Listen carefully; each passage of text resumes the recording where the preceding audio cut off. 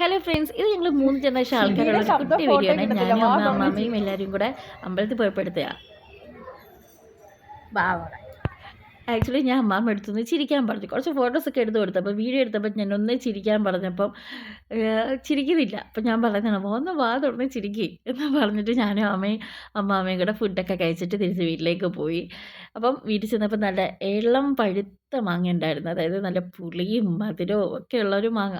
അപ്പോൾ അതിനകത്തോട്ട് ഞാൻ കുറച്ച് ഉപ്പും നമ്മുടെ കുരുമുളക് പൊടിയല്ല, നമ്മുടെ കാശ്മീരി ചില്ലി പൗഡർ കൂടി ഇട്ട് ഞാൻ ഇങ്ങനെ കഴിച്ച സമയത്ത് എൻ്റെ പൊന്നൊരു മിക്സഡ് ടേസ്റ്റാണ്. പുളിയുണ്ട്, എനിക്ക് മധുരമുണ്ട്.